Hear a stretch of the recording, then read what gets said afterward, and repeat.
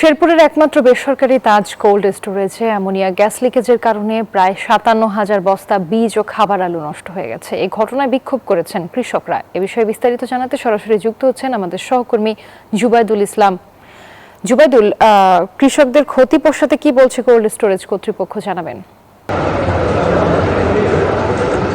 রুবা শেরপুর কিন্তু কৃষি উদ্বৃত্ত জেলা। এই জেলায় গত মৌসুমে ৫,০৪৫ হেক্টর জমিতে কিন্তু প্রায় ১,৯০,০০০ মেট্রিক টন আলু উৎপাদন হয়েছিল এবং একই সঙ্গে এত আলু উৎপাদন হওয়ার কারণে কিন্তু কৃষকরা ন্যায্য মূল্যের আশায় কিন্তু তারা শেরপুরের কোল্ড স্টোরেজগুলোতে আলু রাখেন। শেরপুরে কিন্তু দুটি সরকারি কোল্ড স্টোরেজ রয়েছে, সেগুলোতে কিন্তু মাত্র ৩,০০০ হেক্টর আলু রাখা যায়। আর শেরপুরে যে একমাত্র বেসরকারি কোল্ড স্টোরেজ তাজ কোল্ড স্টোরেজ, সেটিতে কিন্তু ১০,০০০ মেট্রিক টন আলু রাখা যায়। কৃষকরা কিন্তু লাভের আশায় এই কোল্ড স্টোরেজটিতে কিন্তু আলু রেখেছিলেন। তবে তারা কিন্তু সম্প্রতি জানতে পারেন যে এই কোল্ড স্টোরেজের একটি চেম্বারে অ্যামোনিয়া গ্যাস লিক হয়ে প্রায় ৫৭,০০০ বস্তা আলু কিন্তু একেবারে নষ্ট হয়ে গেছে।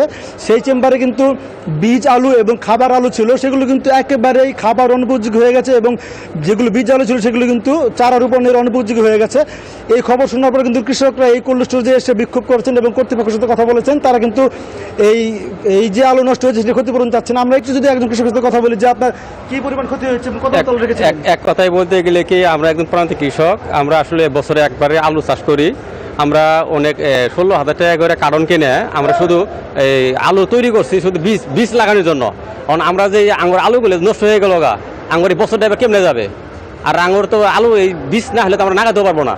কারণ আমার উদ্যোগ কর্মকর্তা থেকে আমার একটাই কথা, সেটা আঙুর বীজ দিবে, আমাকে বীজ দিবে, আমরা ক্ষেত লাগাবো।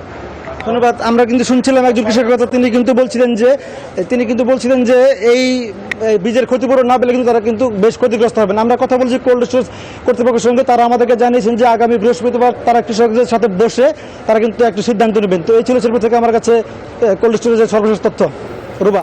জুবাইদুল, আপনাকে ধন্যবাদ।